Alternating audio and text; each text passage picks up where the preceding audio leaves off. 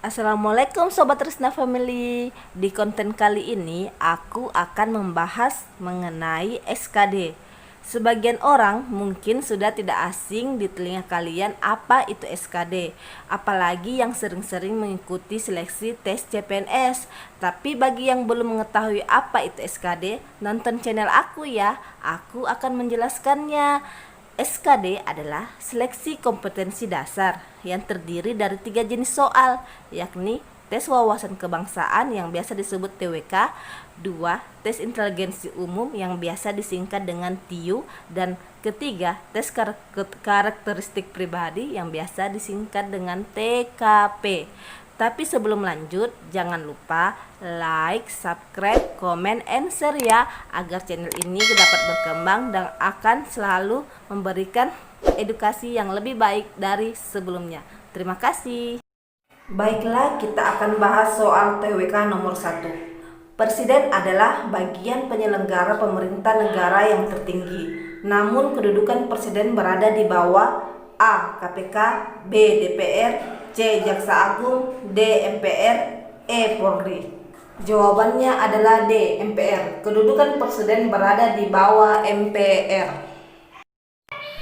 Soal nomor 2. Terorisme merupakan bentuk kejahatan yang melanggar nilai Pancasila. Sila keberapa? A. Pertama, B. Kedua, C. Ketiga, D. Keempat, E. Kelima. Jawabannya adalah A. Pertama. Terorisme adalah suatu kegiatan radikal mengataskan nama agama. Jadi hal ini melanggar nilai Pancasila sila ke-1, yaitu ketuhanan yang Maha Esa. Oke, lanjut soal ketiga. Yang termaksud pelanggaran sila ketiga adalah A. Bom Bali 2002, B. Perbudakan, C. Pemboikotan terhadap media pers tanpa alasan jelas, D. Gerakan pemisahan diri dari NKRI, E. Pembangunan infrastruktur yang tidak merata. Jawabannya adalah D. Gerakan pemisahan diri dari NKRI merupakan pelanggaran sila ketiga, yaitu Persatuan Indonesia. Sedangkan untuk jawaban A, Bom Bali 2002, pelanggaran sila pertama.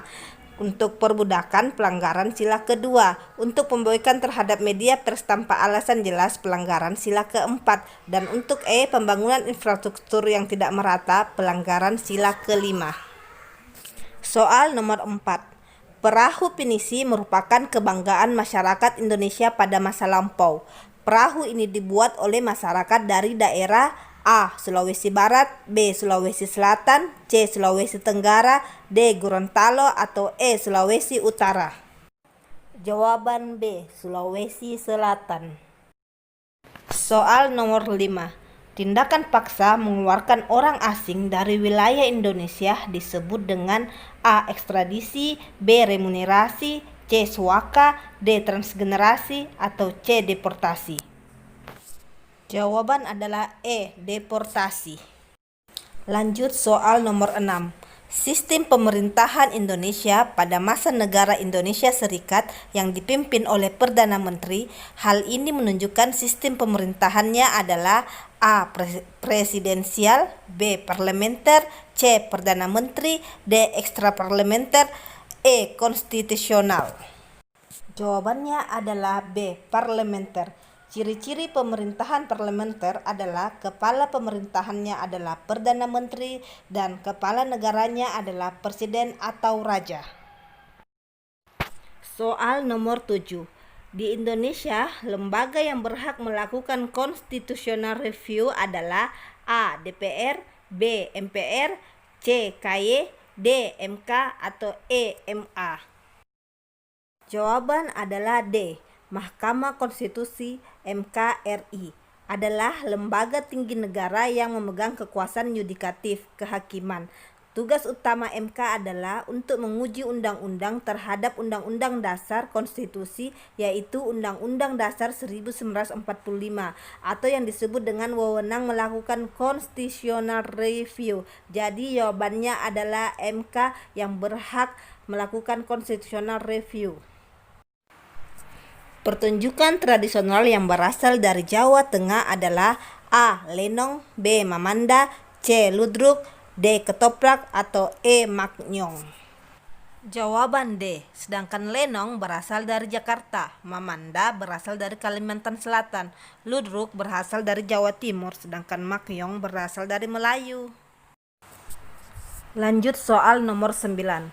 Perjanjian bilateral dan multilateral memiliki beberapa perbedaan. Salah satunya adalah A. Objeknya, B. Sifat instrumennya, C. Strukturnya, D. Cara berlakunya, atau E. Jumlah pesertanya. Jawabannya adalah E. Perjanjian bilateral adalah suatu perjanjian yang dibuat oleh dua negara, sedangkan perjanjian multilateral adalah suatu perjanjian yang dibuat oleh lebih dari dua negara.